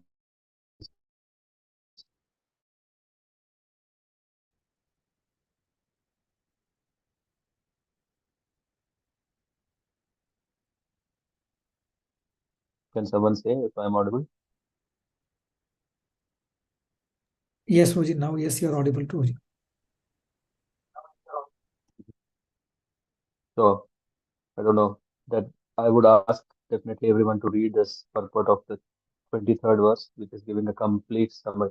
All these verses are actually uh, in itself will take 1 hour, but somehow uh, we went through it very swiftly to cover it within 2 hours.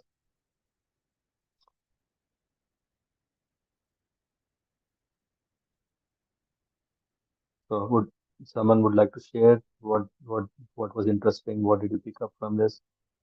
Or was it too much internet disturbing that we may have to repeat this part again? Hare Krishna Prabhuji. Hare Krishna. Thank you for the very beautiful lecture today. Mhm. I don't know if I have how much well I have understood, but I have one question, you can say. I Okay. want you to explain me again. I think I have not understood, or maybe I'm not clear. As you said during the lecture that the materially equipped people are called bhogi, right? And Okay. what about those people who are engaged in the grahasti, and who are also making prayers, but I don't know, you said something about these people too. Mhm. I don't know, what were your thoughts on this? I mean, I'm not clear Okay. with them. So thanks for asking this question. And of course, there was some multiple references which were discussed about the material and especially grihas, where it is mentioned that a grihastha who is materially attached but and not so rich, yeah. But if he is blessed by association of devotees, then if he is conducting or welcoming devotees or sadhus, then his life is going to change for good. Whereas the person who is very, very puffed up, very, very rich, but he doesn't uh, allow sadhus to come, then he is the most unfortunate person. So these are two things, which is telling that I we all are see Varnashrama system. We are mostly in the Grihastha ashram, and Grihastha ashram means ashram means shelter, and shelter means it should be for one's good, right? If I'm taking hey, go and take shelter of something, that shelter should be proper, should protect. Yeah? Ashraya means to take shelter, and ashrama is that is giving it, and grihastha is also an ashram. So it's not like, okay, if one is in grihastha ashram, then he's not under protection. No, he's under protection as long as if he does these things, as long as he does home programs, as long as he invites sadhus, as long as he does devotional service at home. Even if he has material attachment, gradually because he because he is very seriously and sincerely practicing devotion. And now again, we need to understand what is devotion. There are two levels or multiple levels of devotion. The topmost level of devotion is to pray to the Lord that whatever, however you may deal with me, I will never forget you. I will always remember and always pray to you. Hmm. So that is the topmost. It's not like, okay, if you give me something, then I will pray, or you already gave me, that's why I am praying. It's not conditional. It's not conditional. Devotional service. The devotional service here is that, am I audible? Yes. Yeah. So I was saying that devotional service unconditionally loving the Lord is the topmost. So a devotee or maybe a grahastha who is not yet at that stage, but because he is continuously or regularly uh, inviting sadhus at their home, the house is spiritually vibrant because he is present, because you are serving him, because you are hearing to him. What is happening is those attachments or those anarthas that are more material prosperity, all these things will gradually diminish. So this is one thing. And your question, I don't know, did this answer your question to some extent? And Yes. Yes. Yes.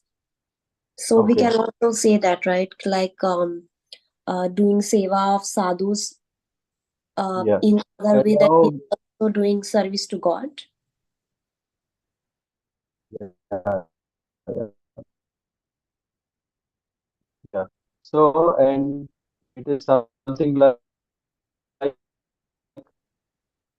if you are making a roti, yeah, of qualities or really very good, some are not so good. You can make a roti, and then the nutrition of this roti is depending on what? The grains you pick, right? So from Yes. what is it made depends depending on that the quality is depending. So if a person is having his own interest, I'm going to temple or I'm going to every track there is a small place where the deities are there. I'm doing Deeparadhana, I'm doing Aarti, I'm doing Archana, and all these things I'm doing. Yeah. So sometimes what may happen is that we are doing this because oh Lord, you have been taking trouble. Oh Lord, please always protect us. No, I can't bear any problem. So that's why I'm praying. So these are the motivations. Depending on the motivation,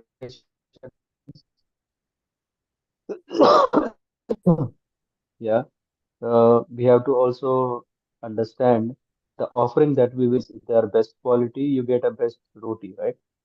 Yes.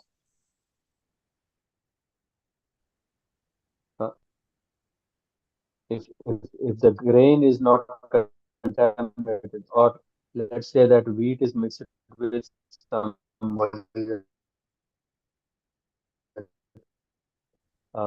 maida and then you make contaminated, the product is also contaminated. End product is contaminated. So when we are offering to the Lord our heart, which is actually we want to give our full, our offering is also not so. At least something is doing, some purity is there, okay, because Lord is merciful. He wants to still give us some marks. It's not like a 0 or 1. It's not like 0 or 100. He still gives something, some credit for whatever we have done.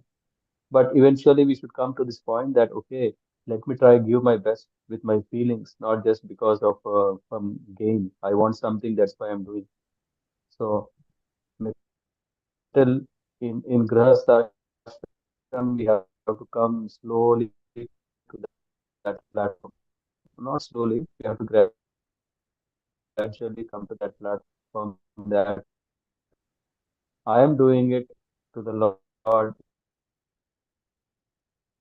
because I want to please the Lord, because I want to please the Lord. Bhakti without duplicity. Question or.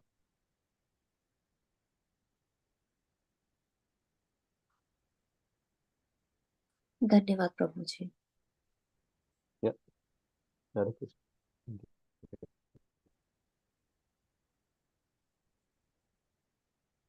What are the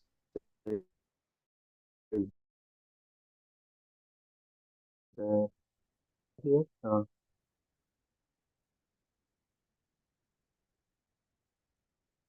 Okay. Anything else?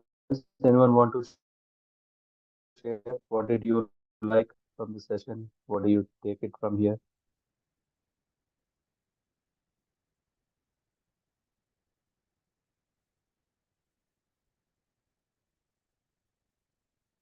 Hare Krishna.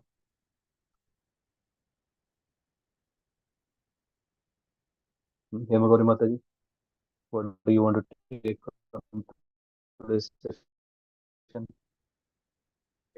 Hare Krishna Prabhu. Yes, Prabhuji, overall there is so much to take. It's very heavy today. Yeah. So Oh my God. coming into devotion.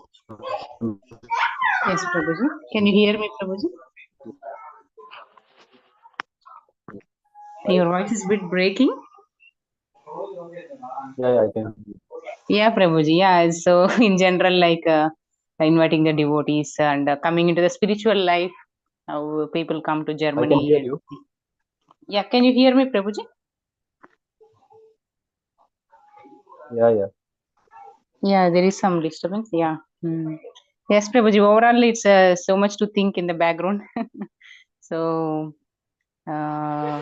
you are saying all the things, no? By seeing devotees, people like will not come also. They may feel guilty or like that. But after coming, because they come to temples and they'll be in the temple for some time and again they forget. So it's not so easy to maintain this devotional path. And also not so easy to get attracted by being in this technical world.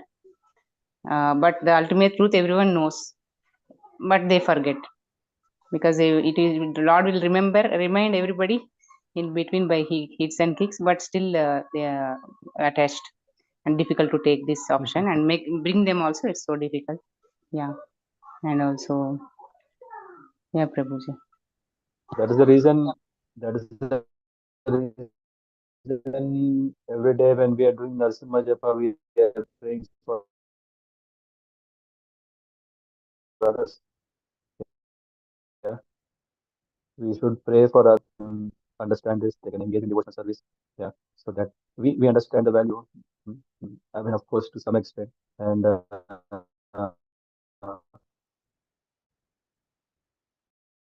if we pray that our best, so that they can also engage in service of the Lord. Yeah. Yes, Prabhuji. Nice point. Thank Okay. you. Who else would like to say last?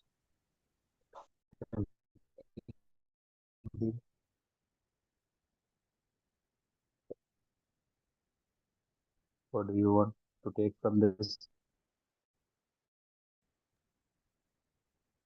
Prabhuji, I also want to share the one point you taught us very beautifully, that which I really, it really touched me, is that like how the Vaishnava travel everywhere in the world to make the place pilgrimage by keeping their lotus feet.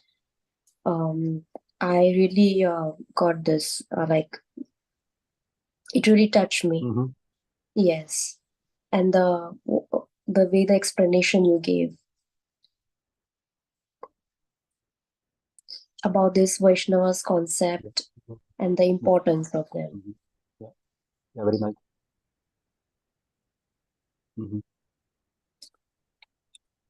Yeah, thank you. Yeah, thank you. Yeah. Let's have a continuation of more instructions of Sanat Kumar in the next session. I'll finish the whole chapter soon, but I think there is a lot to take. The next 20 verses are also very key because they give a lot of instructions, understand what we should avoid, what we should do, all those things. Yeah, so request your patience. So maybe this chapter might take 2 seconds. पंचकल्पतरुभ्यश्च कृपा सिन्धुभ्येव च पतितानां पावनेभ्यः श्रीमद्भागवतम् अनंतकोटि वैष्णव जय गौर हरि हरि।